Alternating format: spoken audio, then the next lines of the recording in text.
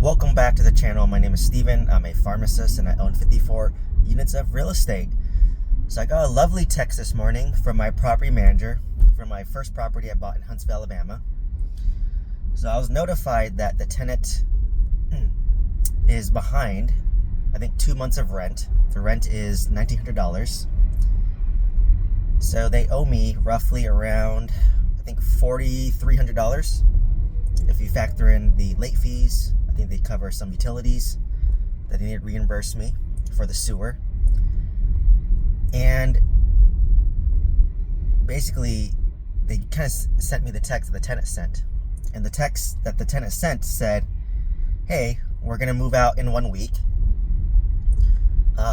We tried to pay the remaining balance, but we believe the balance is incorrect. If we can set up a payment plan, that'd be nice. And can we use our security deposit to pay the last month's rent? And then my property manager sent me their response in the text as well. And their response was, hey, thanks for letting us know. Unfortunately, we cannot take the security deposit for the last month's rent. And if you do not pay the remaining balance that's owed, then we're unfortunately going to have to notify our attorneys to basically, file a lien, or they call it a cure. I'm not sure what that stands for, but I assume it's some sort of lien or eviction notice.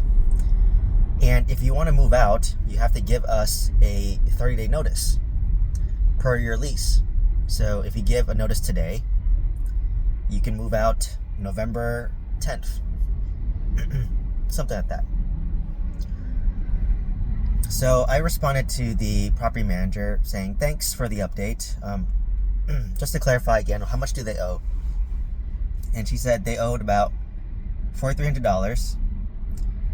And the property manager said, the tenant said she would come in tomorrow with a certified payment, which I assume is a mailer's check, to pay the remaining balance, because I don't think they want to go to court. And obviously, we don't want them to take them to court because it's expensive to go to court.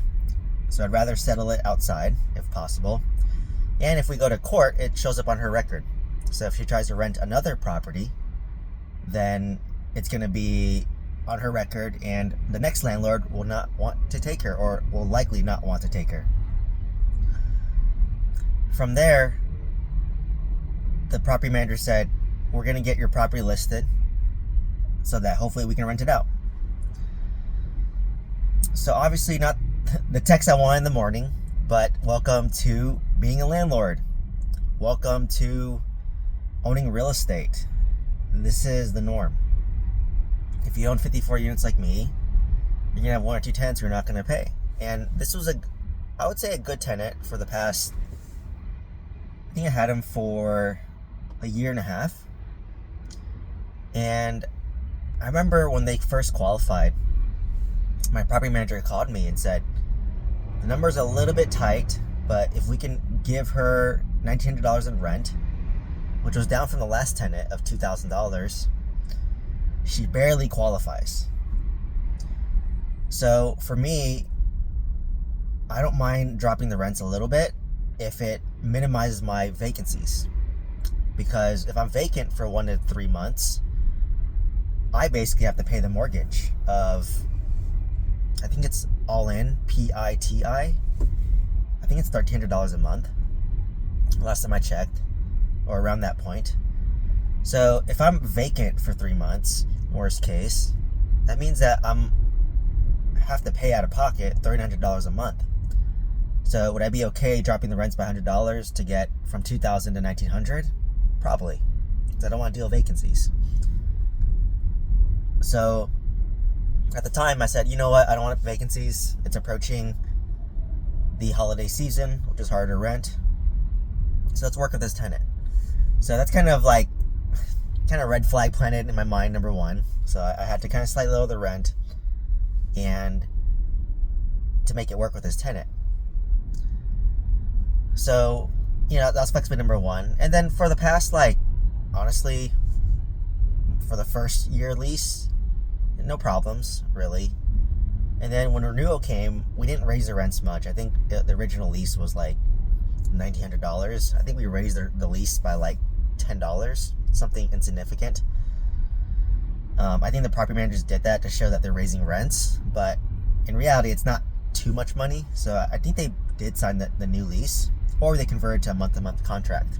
So if you go to a month-to-month contract, then the rents will be a little bit higher. So I don't remember what they did. I assume they signed a 1-year lease, but maybe it's just once a month.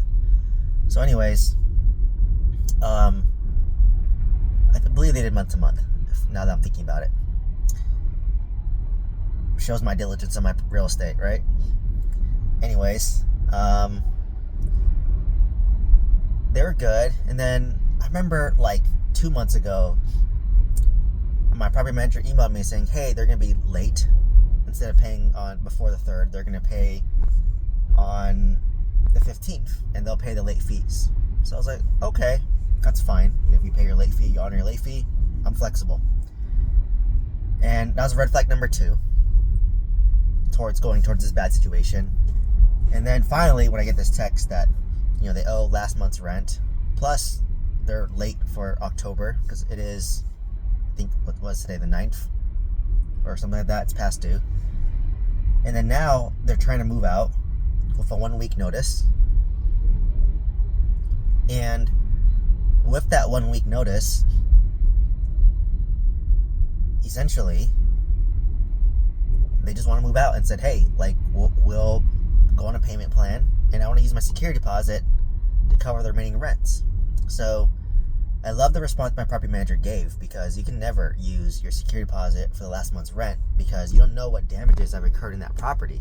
Like they're renting a 4-bedroom, 2-bath, 2-story home that is 2,100 square foot, and if you break any blinds, damage the carpet, damage the bathtub or anything, that's going to cost more than, you know, the security deposit of $1,900. So you never want to like cave in on that. You always want to make sure they pay. And after we do our inspections, when you move out, you know, if there's any repairs, we're gonna minus from your security deposit. Whatever's left over, we'll give to you within a certain time frame. I mean, I'm sure it's spelled out in the lease agreement. So you want to make sure, that's a reminder, don't be flexible with that. Like, you want to make sure that you inspect the unit, and then release the security deposit, whatever is left over. Because there's always going to be damages that you're going to have to touch up. Even if it's a good tenant, there's always something. It might be $100 or $200. There's always something that you're going to be deducting from the security deposit. On top of that, I like that they enforce the move-out lease. So typically, it's a 30 to 60-day notice to move out. So, like I said, I don't know the lease. I assume it's month to month, because they can give a 30-day notice to move out. But if it's a typical lease and they break the lease, sometimes some contracts require a break lease fee. So if you sign a 1-year lease, and let's just say you're 6 months in to your lease, they might charge you like 1 to 2 months of rent if you want to break that lease. And a lot of people cannot afford that, if I'm being honest. So the point of it is to discourage you from breaking that lease. And I get why, because you don't want to break leases, because you have to get a new tenant and then have turnover and rent it out again. So I don't know what the break lease fee is, if there's any, but I have seen that like in apartments I rented myself in California, where like I got a new job, had to move locations, and they charged me like a break lease fee, which included like 1 month's rent, plus they charged me all the discounts they gave me. So I think they gave me like $200, $300 a month in breaks of rents for signing a year lease, but I had to back pay that $200 discount for the past 6 months. So, you know, I ended up having to pay like close to like $4,000 just to break the lease. You know, fortunately, I can afford that. But most people living a paycheck to paycheck, they cannot afford that. So basically, they're enforcing, you have to give a 30-day notice, so you're paying until this date. So basically, she's gonna have to pay September what she owes. October what she owes, and then for November it's gonna be prorated. So she moves out on the 10th of November. We're gonna prorate her rent over 10 days, and then after she moves out, we're gonna inspect the property, and then deduct from security deposit if needed, and then send the rest to security deposit, and then we start listing out the property. So, like I said, the property is already listed. They're using probably older photos that they've had. And usually, if we want tenants to tour the property and the tenant's still living there, we just have to give them a few days notice to show the property. And that's just the cost of doing business. So like I said, the tenant slowly kind of got worse. So in the beginning, the tenant barely qualified for the rent. And we typically want to see 3x the income to make sure that they can cover the rent. So if their rent is $1,900, you want to see 3 times that.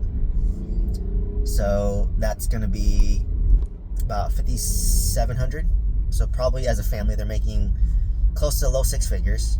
So I think she barely qualified. Obviously, we did like credit check, background check. I guess that checked out. But I remember she barely qualified.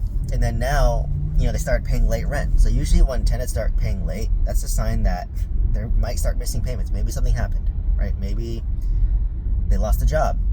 Maybe they got hit with a hardship of maybe they had to repair their car, or maybe they had a medical issue. There's so many reasons life happens. I call them excuses. And like I said, people are paycheck to paycheck. If they get hit with one major thing, the first thing that people give up, if I'm being honest, is not paying rents. They'll continue to pay their car. They might miss their car payments, but if you miss your car payment, they're going to repo your car. They're going to put a wheel on, lock your wheels and repo the car.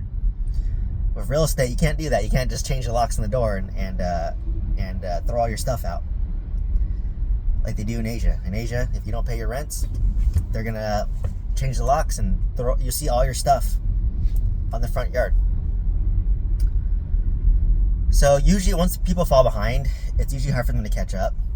That's why they want to go on payment plans. And, I'd be open to that, but we'll see. We'll see how this shakes out.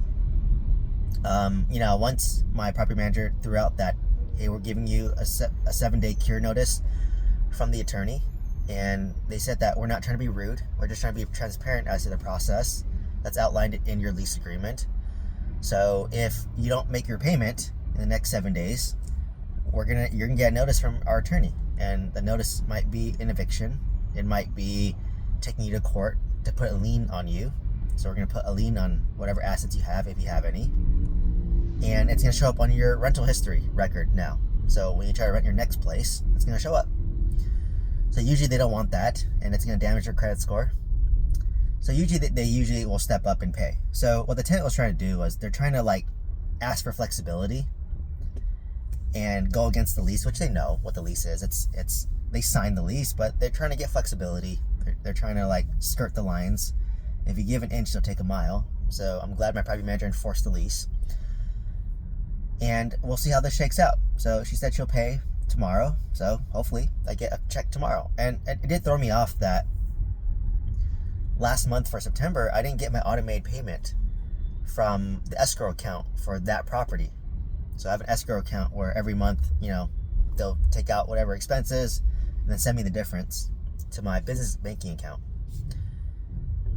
And,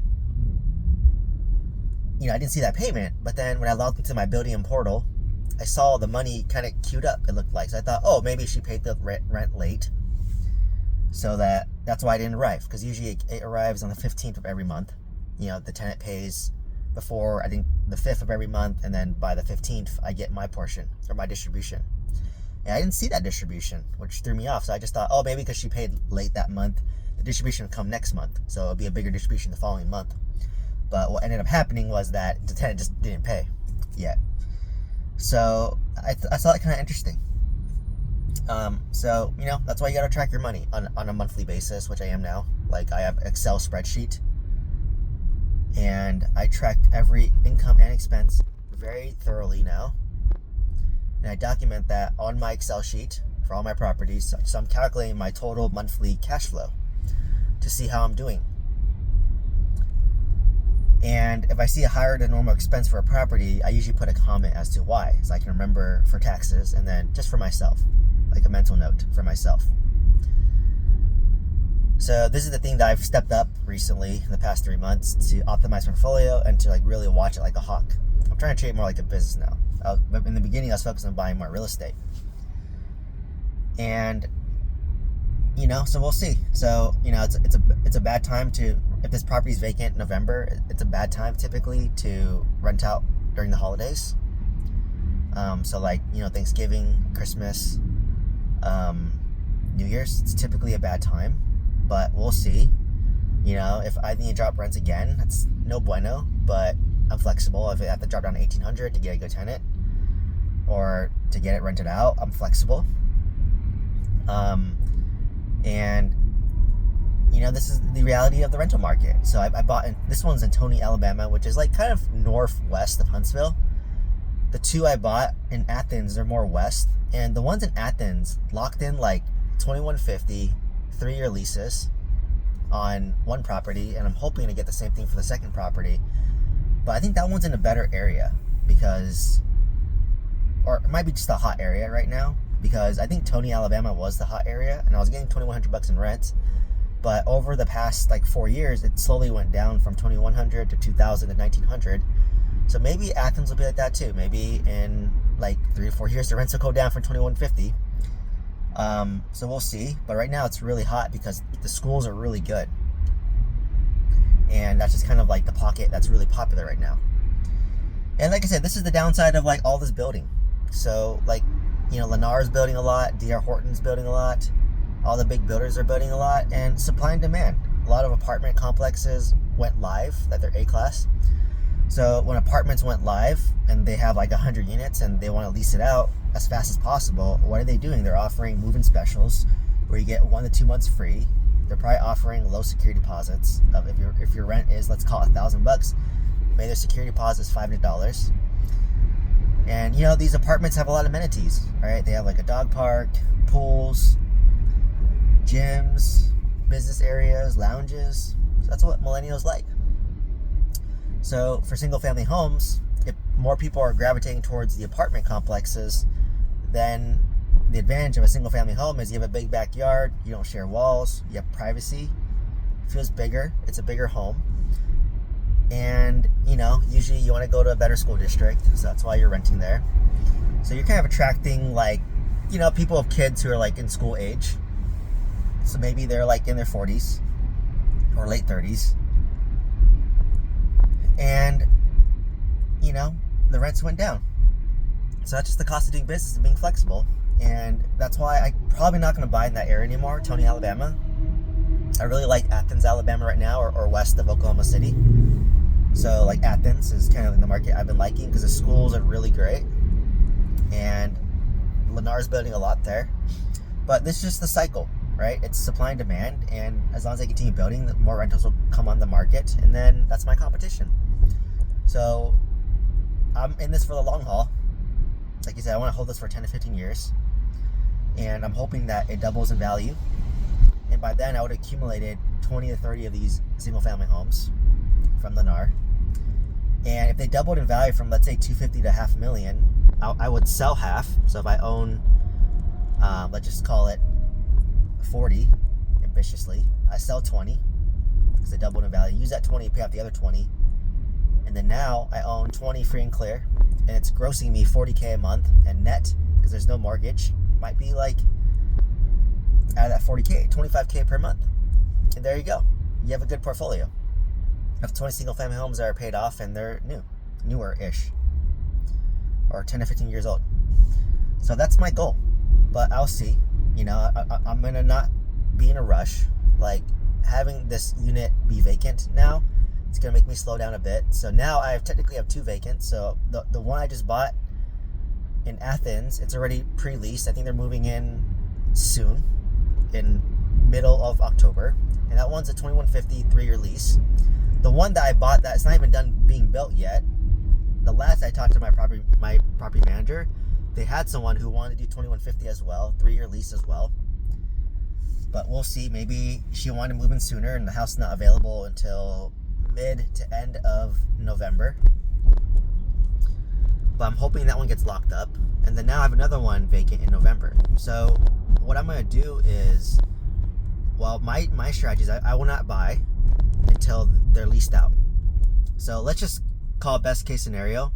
If my one, the second one that I bought that's being built in middle of November is rented out and pre-leased before it's even built, and then I have one vacant property, let's say my one in Tony is still being rented out or being listed, at that point I would be okay just leaving that money in that next deal. So I bought the second deal cash. So I'm gonna pull the money out from the first deal because the cash is there, and we'll see how much money I pull out. I'm getting closer of Ameritrust mortgage, so we'll see how much money I leave in the deal. I'm thinking I'm probably gonna have to leave some money in the deal, but it's okay. It's the lazy burr. It's the price of being lazy, is leaving some money in the deal, and it's okay, right? It's okay. No burr goes perfect, but I'm Asian, so I want an A+. 90%, 95% is not good enough. I want 100% of my money taken out. I don't want to leave 5% of my money in the deal. I'm Asian. Side joke. And then from there, I would just leave the money in the deal. So when it's rented out, I'm actually making cash flow on that deal because there's no mortgage. So it's just literally, I think my cost is like, if it's, let's say $2,100 for easy math, my expense might be $500 between property management, paying 10%, HOA, property tax, insurance is about maybe $300 on top of that. So it's $500. So I'll cash flow $1,600 a month, and I can cover the mortgage on my vacant property, which is about $1,300. So this is when you have economies of scale. So I have 3 properties in Huntsville, Alabama, and I want these 3 to take care of each other, if that makes sense. They should be self-sufficient. So the moment, like, I'm not going to pull up my cash. I'll still be looking for deals though, because sometimes it takes 3 to 4 months to finish building the property. So if it's 3 to 4 months out, I'm confident in 3 to 4 months my one in Tony, Alabama will be rented out. So those are the type of deals I'll be looking to buy. It's like, hey, I'll buy this one. It's one is expected to be done 3 to 4 months. Great. Then I will buy that deal, expecting my deal in Tony, Alabama to be rented out by then. So like I said, I want this portfolio to self-sustain itself, and I'm willing to be a little flexible. Like if I have to leave my money in the deal and wait, it's okay, because I want to motivate my property manager. This is the hack. Say, hey, the sooner you rent out that property, the sooner I will pull out my money and buy another deal, and you'll get a large commission check of $12K. That's how I motivate my property manager. That's how she rented out. She rented out the second one so fast. I told him, the faster you rent it out, the faster I buy the next deal. But I will not buy if I have vacancies, because I want to cover myself. I don't want to overextend myself and stress myself out. So that's the key secret right there. I leave the carrot on a stick for my property manager. I said, hey, the sooner, so let's just say my 2 new ones are rented out and my Tony, Alabama one is there. I said, hey, the sooner you rent that out, the sooner I buy another deal. But, Lennar stopped inventory. They slowed down, and they're not, going as fast. So we'll see. And I'm in no rush, right? Like I said, I want to buy one every 2-3 months. That's my goal, assuming everything goes smoothly. But like you said, if I end up leaving $20,000 in a deal per deal, it's bleeding into my money now. So I have to save $20,000 to pay for it. So I can't go as fast. If, tenants leave on me, then I can't go as fast. So it's slow and steady. So it's tortoise in the hare. And just be flexible, right? Like for me, I used to be impatient and want to buy a lot of deals. But now I'm just like, hey,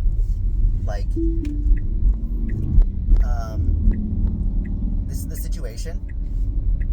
And I'm okay pausing, because there's always deals. Like, I'll be honest, Lennar is always building. There's no shortage of deals from Lennar specifically. And they're building in great areas. Like, I like the areas they're building in. There's like 3 to 4 communities I like. So, like, there's no rush, right? Like, my property manager and realtor would always try to pressure me. I'm like, there's always going to be a deal. Like, they know I have a track record. They know what I'm about. So, what's the rush? Just buy when it makes sense. So that's another key thing, is I want my 3 in Alabama, Huntsville, Alabama, to self-sustain itself. Eventually, as you get more, it's better, because like they kind of help take care of each other. It's economies of scale. it's just like an apartment. Like if you have one tenant that's not paying or two tenants not paying, the other units can help cover for it. That's why I liked it. And kind of same thing with Huntsville, Alabama. I'm trying to get a few of them so they can self-sustain each other.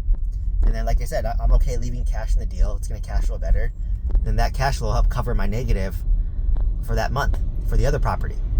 So it's self-sustaining itself. And that's what my strategy was for real estate. I want a self-sufficient portfolio that I'm not going to live off of while I'm working my W-2.